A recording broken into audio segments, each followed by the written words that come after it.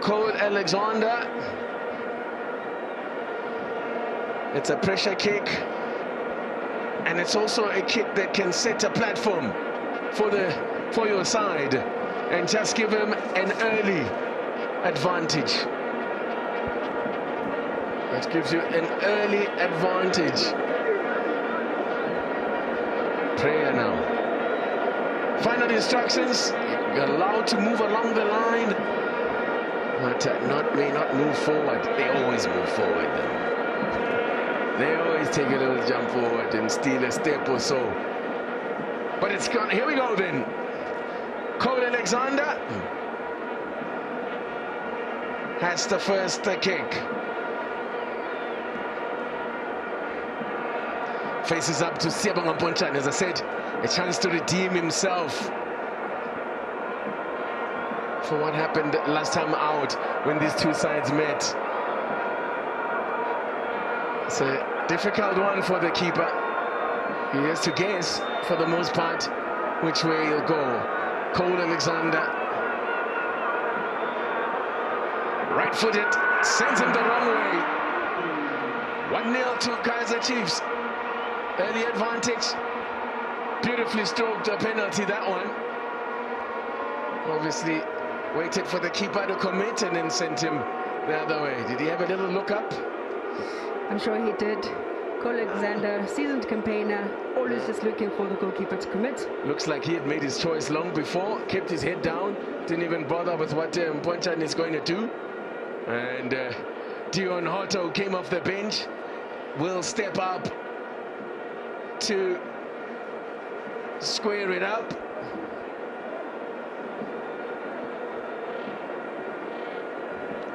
To square it up and level it at 1-1. Dion Hotto. He's left-footed.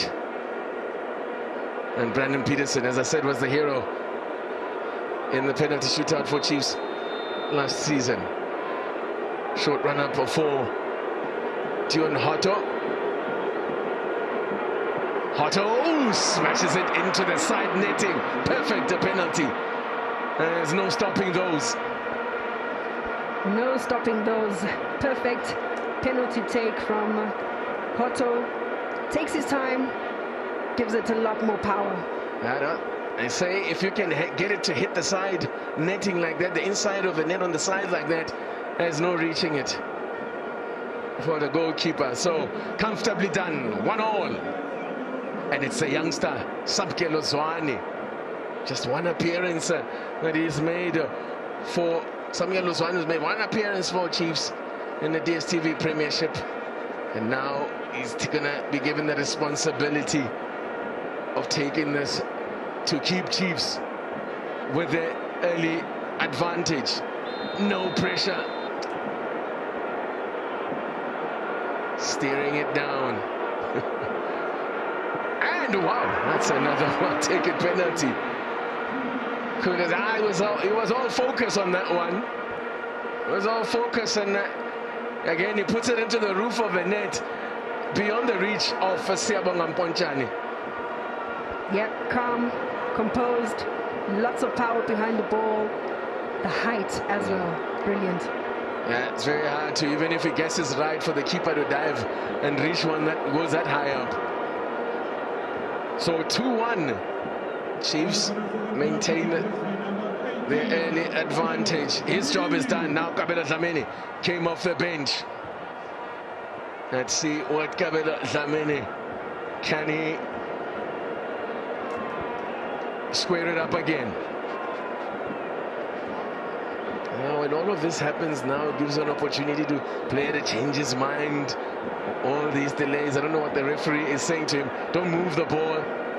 Wants it to be placed in exactly the right spot. Kabelo Dlamini looks a picture of calmness. Let's see whether he can convert. Peterson spreading himself like a spider.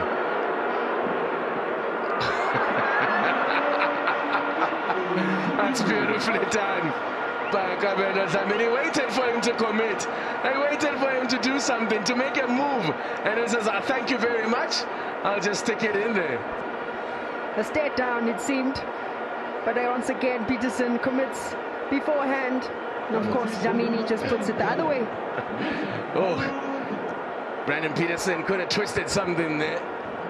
That covered Dlamini, beautifully done there. Just waited for, kept his eye on the keeper, waited for him to commit. Yusuf Mart has a date with Siyabonga Mponchane. Let's see if he can do it from just 12 yards out. We know he can do it from Auckland Park. Siyabonga Mponchane looking for a little bit of revenge here. Yusuf Mart. Okay. That was a bit of an anticlimax. Not much in it at all. The keeper didn't move. So, but beautifully taken penalty. Yusuf Mart. So he leads that duel 2-0. He can do it from close up as well. Turns out. 3-2 now to Chiefs. So far, all 5 penalties have been scored.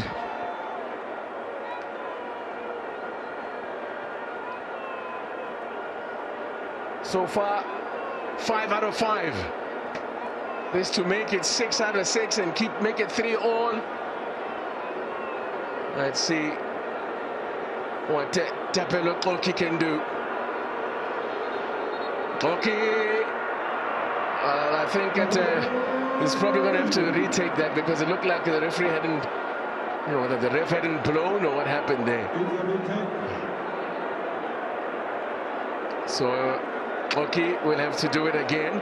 Makhalanjalo in prayer mode there. Koki to do it again to make this 3-all. Keeper dives the right way, but dives underneath it. Enough power to put it past him. 3-all. Didn't even hesitate to change where he wanted to go. Just put the power behind it because he knows where he wants to send it. Very decisive penalty taken by Tapelo Koki. 3-all. So far, so good. Very well taken penalties. We've got 6 well taken penalties. And it's Mduduzi Shabalala, the youngster, who we saw turning it on earlier on during the game. But let's see whether he can keep his nerve. From 12 yards out, we saw he's not a player short on confidence. But this is a great leveler. A penalty in front of what, 60,000-70,000 people? Doesn't get bigger than this in terms of pressure. Tutuzi Shabalala. Wow. Okay. No problem at all. No problem at all. 7 out of 7 penalties scored. 4-3 Chiefs keep their noses in front. There's a sense of arrogance that I like about Shabalala. Yeah, there is. So full of confidence. The height once again, the power behind the ball. No ways Mponchane could save that one. Oozes confidence. And a confidently struck penalty as well. And so we continue. I remember back in the days of the Telkom Charity Cup, these teams playing out a very long penalty shootout. We went into double figures in terms of kicks taken. So now, can you keep it going? Oh, easy as you like, Makaka. Calm as you like. Keeper flew out of the way of that one, and it's 4-all. 8 out of 8. Even just the run-up. Yeah, I knew what he's made his mind up long ago what he wants to do. Listen, there's clearly been a lot of work done with the penalties in the week. So we come down to the last kick apiece, well, the 5th kick, not the last. If they score, of course, we keep going. But it's a pressure kick now. Dylan Solomon has scored from the penalty spot towards the end of last season for Swallows, scored some big penalties to keep them, give them hope and actually help them qualify for the playoffs and avoid straight relegation. Dylan Solomon's another well-executed penalty. Now, these keepers haven't gotten anywhere close to any of them. Dylan Solomons makes it 5-4. Trusted penalty taker for Kaizer Chiefs. He knows exactly what he wanted to do. Sends the goalkeeper the wrong way. Tucks it in the back of the net. Frustration from Ponchani. Gabelo, or rather Zakele Lepasa, scored a penalty, a big one against Chiefs, of course, in a cup final, in one of the biggest upsets, if not the biggest upset in South African football, in the Nedbank Cup final, when he was still with TS Galaxy. So, can he channel all of that? Was at the Moses Mabhida Stadium. Lady T looking very nervous. Now, to take us into sudden death or to send Chiefs into the final, where Mamelodi Sundowns await. Lepasa gets it. I know. Brandon Peterson gets right. Got close, but not close enough. Enough power to take it past him. We carry on. We carry on. I think those that were hoping they wouldn't have to take penalties, well, wasn't too far, was that? But I think there's just enough power for Brandon Peterson. Twice he's guessed right, and but the power just takes it past him. That's what you got to do. Make sure that you put enough power that even if the keeper guesses right, you can get it past him. Spencer Thante was hoping he wouldn't be needed. He's got a heap of experience. Thante, and sudden death. First one to miss here, and it's curtains. Thante to keep us going. Looks undeterred, waiting for the signal, and he misses. Too casual. Sends it into the crowd behind there, and Itumeleng Kune knows that could be costly. He has missed one in similar fashion. Itumeleng Kune, he took a penalty once in the Carling Black Label Cup and he skied it. So that is the first miss after 10 penalties. We have a first miss. So now it comes down to Brandon Peterson now to try and keep Chiefs in it. He was very casual about it. Short little run up, but then he got underneath it, and a first penalty missed. And now it is that Madiele Pule, Vincent Pule. Spectacular celebration as if he saved it there. Mponchani.